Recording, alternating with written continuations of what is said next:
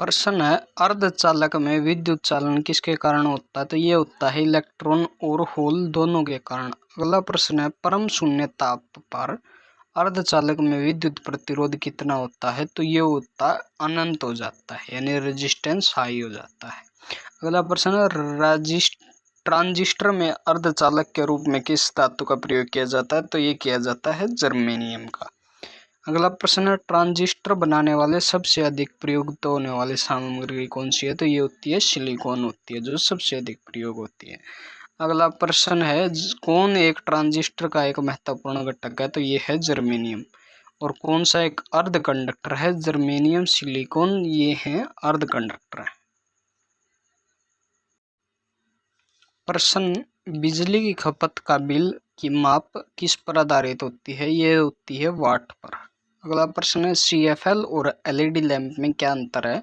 तो CFL जो है प्रकाश उत्पन्न करने के लिए एक CFL परावाष्प है और फास्फोरस का उपयोग करता है, जबकि LED लैंप अर्धचालक सामग्री का उपयोग करता है।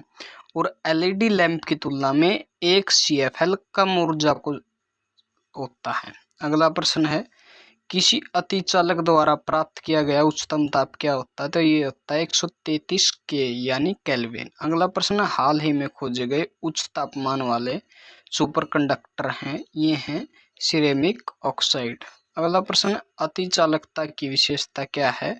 शून्य परमगम्यता यानी शून्य रेजिस्टेंस। अगला प्रश्न है, किस तापमान पर अतिचालकता जबरदस्त आर्थिक हित की हो सकती है, जिससे अरबों रुपए की बचत हो सकती है? उत्तर है कमरे के तापमान पर। अगला प्रश्न है, 0 डिग्री केल्विन पर अर्धचालक की चालकता क्या होती है? ये होती है 0 अगला प्रश्न है, गर्म करने पर अर्धचालक का प्रतिरोध क्या होता है? तो ये होता है घटता है। प्रश्न है, समान आकार की प्रत्येक छोटी बूंदों को V वोल्टेज से आवेशित किया जाता है। यदि n बूंदें आपस में मिलकर एक बड़ी बूंद बनाती हैं तो इसका विभवांतर क्या होगा? तो ये होगा n⁻2 और 3 वोल्टेज। अगला प्रश्न है, ट्रांसफार्मर का प्रयोग किसके लिए किया जाता है? तो ये किया जाता है AC वोल्टेज को स्टेप अप या स्टेप डाउन मतलब कम ज्यादा करने के लिए। अगला प्रश्न है, प्रत्यावर्ती धारा बेहतर नहीं होती क्योंकि स्टोरेज बैटरी चार्ज करने के लिए होती है।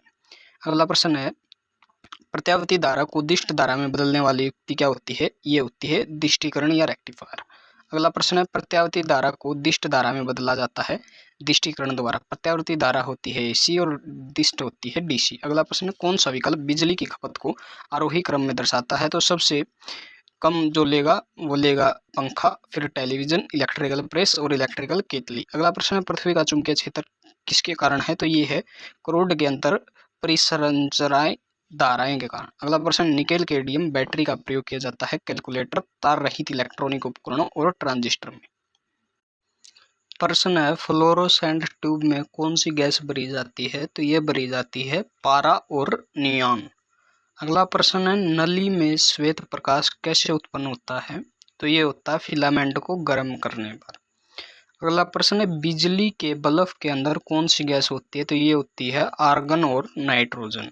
अगला प्रश्न है, फ्लोरोसेंट ट्यूब में चोक लगा होता है, चोक कॉयल किस लिए होती है? स्टेप अप लाइन वोल्टेज के लिए। अगला प्रश्न, मोबाइल फोन का चार्जर क्या होता है?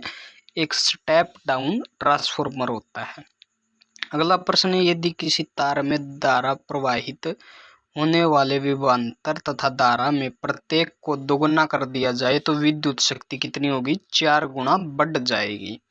अगला प्रश्न है, दो तारों की लंबाई, व्यास और प्रतिरोधकता सभी का अनुपात 1:2 है। यदि पतले तार का प्रतिरोध 10 ओम है तो मोटे तार का प्रतिरोध कितना होगा? तो उसका भी प्रतिरोध 10 ओम ही होगा।